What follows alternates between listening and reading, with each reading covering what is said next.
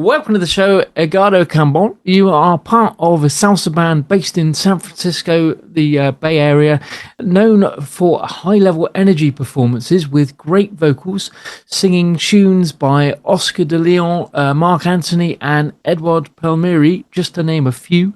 You're also a composer and poetic lyricist, and you describe your passion for music as all about making people want to dance and have a good time, and maybe even make us all think a little in the process. There's a ton of stuff to talk about with you. Thank you so much for joining us on the show, and please do tell us more. Thank you, Tom and Skyler. It's my pleasure to be here on your program for Music for Global Change. What a concept, global change.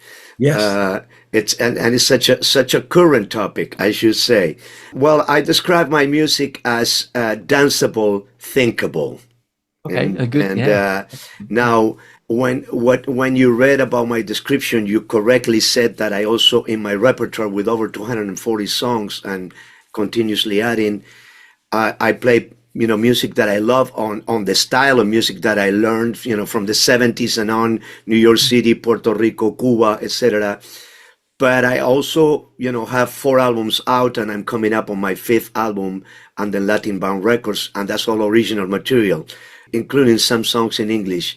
So it's a combination. When you see my show, if it's a festival, I will play mostly original music.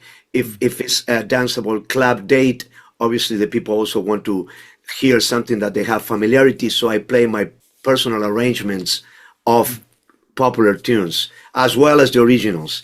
Now, you're from Uruguay. Yes, sir. Montevideo. Yeah. And tell me about your journey. Well, I started playing professionally at age 17. That was 1977. I was already in Argentina because my family in the early 70s, in the midst of all the political turmoil in Latin America, but that forced my family to move from Uruguay to Argentina. And in Argentina, I started developing more my capacity for playing and singing at the same time. My initial interest was mainly in vocals, but then I picked up percussion, and rhythm is a big part of my country, Uruguay. We have a style of Afro-Uruguayan rhythm called candombe, not to be confused with the candomblé with the L in Brazil. That one is related more to the religion. Candombe in Uruguay, although the names are very similar, it's more related to the spirit of rumba. It's more of a danceable and street form and carnival. So I grew up listening to that. And I'm mixing that music with Afro-Cuban music in my records. Not in all the songs, but there is always at least 1 or 2 songs in each album that reflects my Uruguayan origin. And from there, I went to Argentina. As I said, from Argentina, I went to Europe in 1982. Right at the moment of the Falkland War. And I keep on talking about political and things just to place you in an emotional escape attitude. I went to Europe, where I relocated in Amsterdam. There is where I really started my musical career at a different level because I didn't have any side jobs, so I went in there with whatever money I had in my pocket, and I started right away trying to look for clubs, for bands, meeting more Puerto Ricans, more Cubans, because in that part of Latin America, we didn't have that hang, and started learning a lot, age 22, 23. 1986, I relocated in San Francisco first, then in Oakland. I used to be a resident of the Mission District, and I started my band in 1986. As soon as I came here, I already had a repertoire and some original material coming from Europe. And, the Bay Area at that time and still now is a vibrant scene for, salsa music, for danceable Latin music. And, we've been going with the flow since then. And the band is just going to celebrate on April 25th, our 6th album. And also 36 years in the Bay Area, so it's a long time. Oh, wow. Yeah. La Peña. La Peña, that's right, Shattuck.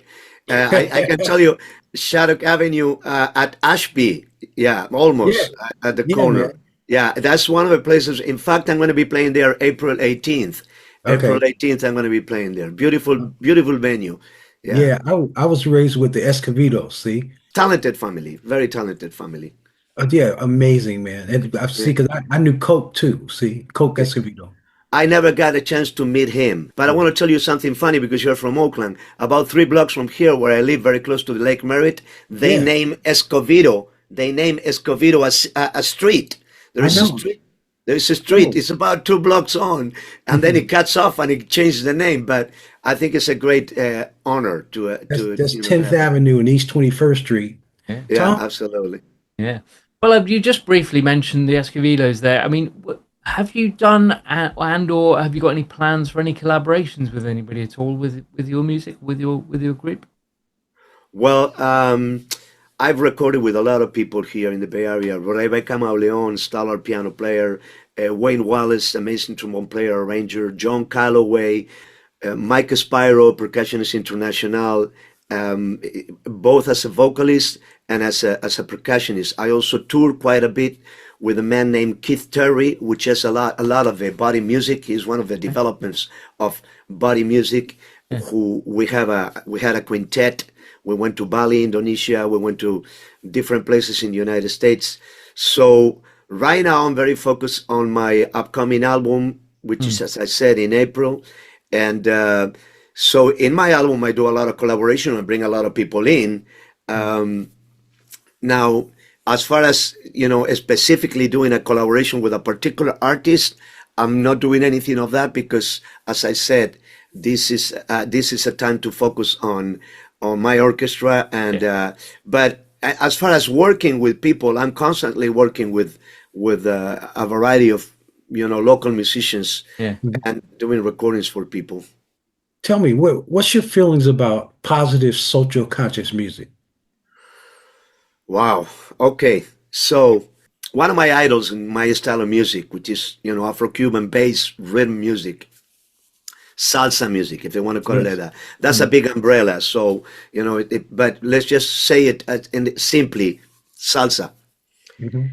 Ruben Blades, right? Ruben Blades. It's one of my idols from the time of the album Siembra and down the line. Ruben brought lyrics that were with more content, more politicized lyrics, expressing social oppression, etc., to Latin America at a time when all this was very volatile. So all of a Mhm. sudden, thanks to Rubén Blades and his lyrics like Pablo Pueblo, Pedro Navaja, a lot of the big hits, he wrote about topics that were very open to anybody to understand for as long as you understood Spanish, and even some of his songs in English. So why do I bring him up in this conversation? Because he was one of my idols, and from the moment that I started doing salsa and playing salsa and writing salsa, my focus was always in being very sensitive about the lyrics. Doesn't Mhm. necessarily mean that I cannot write a love song, but I have a lot of politically correct songs Mhm. in my repertoire. One of my first albums, which I happen to have it right here, is called Ilusiones. This title track, this came out in vinyl in 1989. I describe the intricacies of immigration into this country, whether legal or illegal. Then I also wrote another song called Maria Felicia, which is talking about a teenager that loses the love of her teenager life by this kid going to one of the latest wars, right? I don't necessarily name any particular war because we always are in Yeah. one way or another one. I also wrote a lyric called Agent 87. Now, um, when we were in the administration of George Bush, not senior but junior, Yeah. you remember all the bloppers, right? All the times that he would make a mistake in saying so. I kind of made a parody and I utilized the melody of Maxwell Smart's Agent 86. Pa pa da Yeah. Yeah. pa Yeah. pa da. So I took that melody and I turned it into a salsa song, the introduction, and then I describe and I mix in the lyrics. I mix some of the bloppers with the actual voice of. It took a lot of production that. Yeah. Yeah. Yeah. Yeah. Okay. So I don't consider myself a political musician. What I want to say is that regarding music as a global change, I think we really, out of all arts are they have that power. Yeah. But the connectivity of music, it's very direct. It's Yeah. very direct, and I Yeah. see it time after time that you are in a performance and you don't know who are you touching, and it doesn't necessarily mean that you need to have heavy political lyrics. You just touch a nerve, you touch an emotion, and that could be a love song, could be a political song, could be a funny thing, could be just a rhythm and a fantastic solo by somebody. So we're in contact all the time with that. If we want to tap into that nerve, we can use it. We can consciously do it, and I try to do that in my performances. Wonderful. Tom? Your band that you're in, what's the size of the band, and what kind of instrumentation do you have within the band? Great question. Well, the instrumentation have changed over the years, so it's almost like I can tell you. I would say uh, I keep on somehow showing my products to the camera. Uh, Yeah. so this is the first CD that comes as a CD, right after the vinyl. This is Mm. the first one on CD. The history of my band changed with the technology. We have been researching and finding the 2-inch Otari tapes to recreate that song that I told you before, Ilusiones, as well as what we're doing with this. So we've been going from a 2-inch Otari tape to ADATs to digital format, etc. And the formation has also changed. Initially, we were what we call the percussion triad of conga, timbal, bongo, and all three of us sang. I sang lead vocals. I had people like Carperazo, Jesus Diaz, people from Santana's band, and many different Yeah, musicians yeah. already in the rotation of percussion, bass and piano, and two horns, two trombones. I was going after a little bit that sound of Willie Colon and the Yeah. salsa dura, the hard salsa of the 70s in New York City. Mm. Two-part harmonies, easy to harmonize, seven-piece band. Little by little, we started adding members. I added a female vocalist, Sandy Cressman, who was in my recordings for a number of years. Then I added flute, Okay, and in many occasions, I go to the front and I don't play percussion. I just go to the front and sing. So that was, I would say, the top 9-piece band with the recurrent bachata style from Dominican Republic, very danceable style of music that uses the guitar as the main instrument. Then I started adding also, when the budget allowed, guitar. So now I would say, so what happens? Then we get hit by the pandemic. Let's jump, right? Let's jump a few decades. And when the pandemic hit, we were working, of course, some of it in line as a trio. The restaurant work was our survival mode. We're still playing the original music, etc. Quintet, just with two percussionists, bass, piano, and one horn. I brought Charlie Gurk, a fantastic saxophone player. I changed a little bit of the sound, jazzy it up a little bit. Now, thankfully, the pandemic ended, and there was kind of like a resurgent of need for live music. Everything came up rather quickly. Thankfully, we had a lot of work, and we still have a lot of work. So I'm returning to the trombone sound again okay, in a full yeah. circle. I love the drums. It's a very powerful sound. Yeah, It's a man. very powerful sound. Carnivals, like carnival or something like that. Yeah, and my voice, I have a tenor voice. Somehow that my tenor voice kind of like fits well in the melodic aspect with the trombones. The trumpets can be very aggressive. Well, trumpet can be played with a lot of dynamics, but the trumpet can be a little bit aggressive sound-wise, and when you have that behind you all the time, blasting in your ears. I've been looking for a intermediate, softer sound where the energy is there. I'm going backwards, really, but that's what Yeah. really is. I'm I'm going to the 70s. Yeah. See, Good question, Tom. I sang with a brother named Tito Sampa. Aha. He's from Yeah. he's from the Congo. Yeah. You And mentioned that to me. yeah, he said, Scott, I want to take you to the Congo. He said, Mhm. our drum, when it got to Latin America, they took the O off and put an A. right? They come from Congo, right? Yeah, yeah, yeah. He said that drum was made for brothers to get on the mountain, and they can talk to another mountain and say the lions is coming in your direction. Yeah. That's So right. it was the first telephone. See? Correct. Correct. One of my mentors in Cuba, Jose Luis Changuito Quintana, my greetings to my mentors and my elders. He said Africans invented the telegraph with the logs, the hollow logs and the sticks, talking from one tribe to another one, one ethnic group to another one, and then the British came and they took the concept and they put it through a cable, right? So he has an album called Telegrafía sin hilo, a telegraph without cord, without a cable, and so yeah, you're absolutely correct. I can't personally imagine any style of music without the influence of Africa. No jazz, no blues. I guess let's just recount this beautiful transculturalization of ethnic groups called the diaspora Yeah. within the terrible circumstances of it, the atrocities of it. But thank God for what it left as a sequel, as the bottom of the wine, what ended up at the bottom there. All this beautiful music, all this beautiful culture, these beautiful drums that we're talking about. And after being in Cuba 7 times, I can assure you that pretty much everything came either from Nigeria, from the west coast of Africa, then Central Africa, everywhere in Africa. There is some amazing music, and it had taken a different turn into different countries. Brazil took it in a different way, and so did Uruguay, as I mentioned to you, the candombe from my country, and well, let alone Venezuela, Colombia, Cuba, Puerto Rico.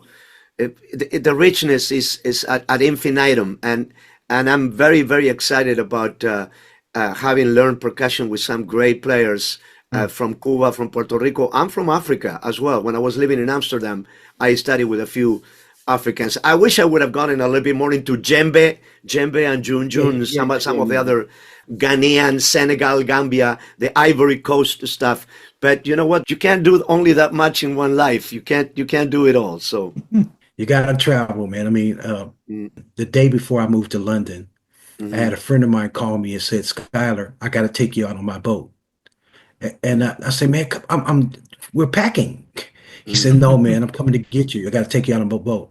And he took me out. We took off in Alameda, and we went right under the Golden Gate Bridge. Uh-huh. And he turned the motor off. He said, Yeah. "I brought you out here to tell you that my brother died yesterday. He Oh, had cancer, and he asked God. He said, God, I'll give you back all the money if you just let me go see all the things that I haven't seen yet." Okay, mm, that did it for me, right? wow. You're supposed to travel. You're supposed to go and enjoy yourself and meet people from all around the world. You know what I mean? But Yeah. I digress. But check it out. So listen, Yes. bless you for the privilege of your time, my brother. Right? Oh, thank you. Thank Yeah. you. I'm gonna make sure that we exchange all the information necessary for you to get all my previous material and the new album. Thank you for putting me in contact with your amazing audiences, because I've seen that you guys reach people from all over the world. To my fellow musicians of Latin music and all the Latinos that listen to this, check out the next album. It's going to be called For Export. I can tell you why it's called For Export, but first of all, because anybody in Latin America knows that everything is for export. Yeah. The best they do, it gets exported somewhere.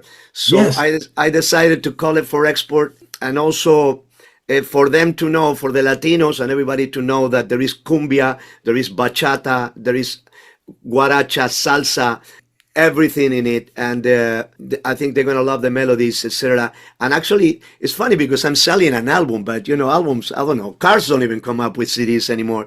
But I still feel very proud of Yeah. this is the very, very last one and my first one under Latin Bound Records. I want you to remember that name, and I'm just gonna go like this in the ultimate promotion: Latin Bound Latin Bound Records. Latin Bound Records, under the direction of Israel Tannenbaum, is the label in which we're producing this next album. And I want to say to you that after self-producing my first 5 recordings, I feel that I have arrived to a place of calm where I can say, send me the mix, and I tell you if I like it. And I don't have to do anything, you know. That's what NR people did for many years. But listen, Tom's going to get all your information and we'll spread the love. Thank you so much, Skyler and Tom, and I appreciate you both. Thank you very much. We'll put those links to all your stuff in the description of the video here, so people can go off and check that out and see what you're up to. Hey, Tom, I dig your accent, man. I dig your accent. You know what I'm saying? I can't do that one, even if I really would try. I mean, I don't think I can really do it, but I love it. I want to put it in a song. Okay, I'm available. You know, usually I forward Netflix movies when there is that accent, because I say, unless I put some translation, I'm not going to understand anything. But fine, if you just want me to read something, I can do it. Fine. I can do all different voices as well. that could be cool, man. You have it on something that. And you know, maybe I can create that accent in Spanish. El cuarto de tula. Just make it like that. It'll be salsa in England, hitting like, you know. Yeah. Hey man, thanks for stopping by. Thanks, you bet. Thank you so much. Thank you. All right, brother. All the best. We love you guys. Thank you very much. Much love, brother.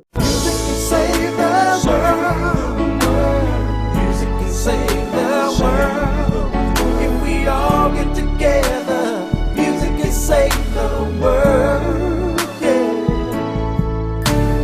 Music can save the world. Music can save the world. If we all come together, music can save the world. There's an urgency facing our humanity. Thank you so much for watching. To stay up to date, please click subscribe and hit the bell. You can also join our group on Facebook and find us on LinkedIn and Instagram.